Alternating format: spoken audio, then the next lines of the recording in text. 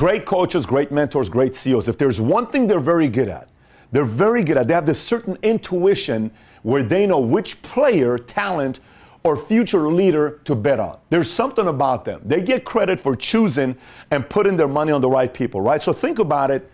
If there was a technology for you to be able to tell Arnold before Arnold became Arnold, like at 14 years old. What if we could figure out a way to find out MJ before MJ is MJ?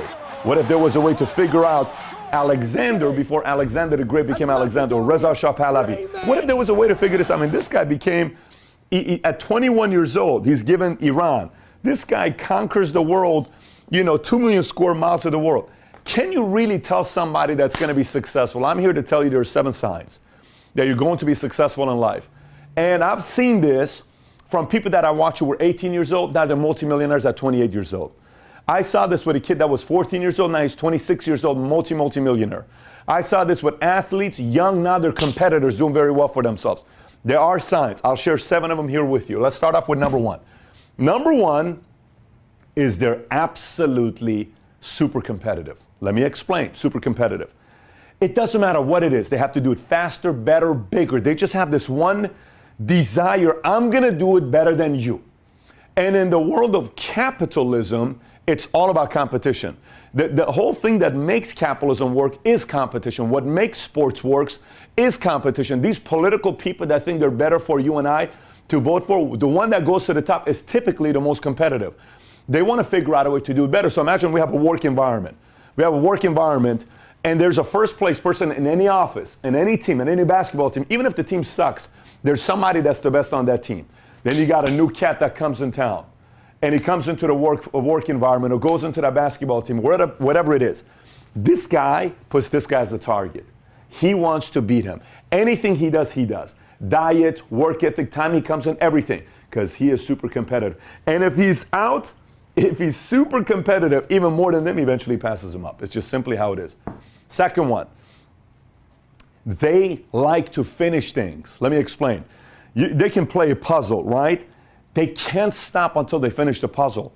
They play a video game. They have to finish the video game. They have to finish it. They can't help themselves. They got to finish the video game. They may be reading a book. They got to finish the book. There's a lot of people, guys, this is a sign. When I see people that only read first chapter, 2 chapters, and then they ask the question, Pat, what do you think, man? I have like 30 books I've started, I haven't finished. Well, there's a sign. You don't like to finish things. You like things to be given to you easy. The people that finish things, they always finish things. They're going to figure out a way to finish things. Number 3, your circle out-earns you. This is you. This is your circle. They're bigger than you in life, in money, in income, in lifestyle. You're not. You're the green one. But if you have a circle that out-earns you or out-succeeds you, you're eventually going to be there. It's a formula. This is not an accidental thing. This is why you'll notice some of the people that don't achieve success, they always want people smaller than them around them because it makes them feel bigger. The people that you meet are super successful, they always put themselves around situations where people are bigger than them because it's the next platform, next level they're getting to. Next one, their mind never stops. Let me explain what I mean by the mind never stops. Oh, you know what? What if this happens? And what if I could have this life? What if I talk to this person? What if I go over here?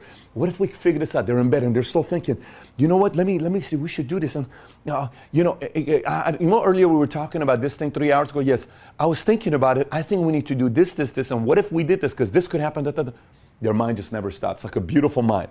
It never stops. Next, credible people see you going places.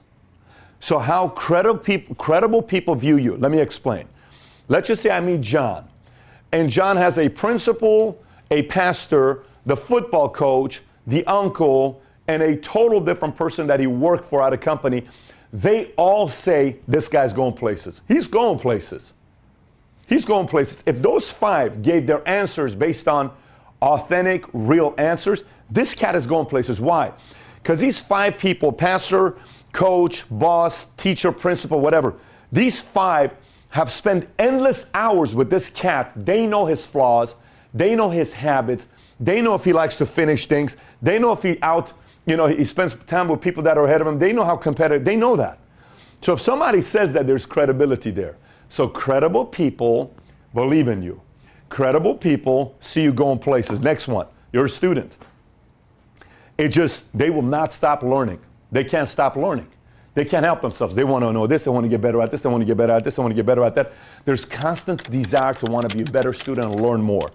That's number 6. And last but not least, they're extremely obsessive. They're extremely obsessive. Like, I have to have this. Let me explain. Hey, Daddy, I want to go. If you were really able to dissect the mind of an obsessive person, it would concern a lot of people, because they would say, does this person really think that way? They do. They really do think that way. They really want what they want, and they really end up getting what they want because they have to have it. They're obsessed about it. And anytime they're obsessed about it, they start figuring out creative ways to get what they want. If it's a girl, if it's a business, if it's a position, if it's a certain success, if it's accolades, if it's a certain place they want to be, if it's a certain lifestyle they want, they're going to figure out a way to get it because they're obsessive. They have to have it. They're just wired that way. So those are the 7 signs where you and I can tell if someone is going to be successful or not. Z, if you throw me that pillow right there, and if you watch this video here, if you're telling yourself, man, I got 3 out of the 7. Well, go share this with other people. See if they'll validate what you're thinking with 3 out of the 7. And if not anything, you're working, you got 5 people that are working with you, and you're wondering which one for you to lock onto. You ask yourself, out of these 5 people you work with, which one of them has the most? You'll pretty much be able to tell which one of the guys is the person that has the highest likelihood of one day being successful. And by the way, there is no 100% to any of this. It's just odds. No one's ever going to be 100%. There's a lot of smart people that, drafted the player that ended up becoming nothing and they flopped. But you want to be 80%. You want to be 70%. Because if you do this right majority of the time, eventually you're going to put together the most incredible team in your business to grow and go to different places.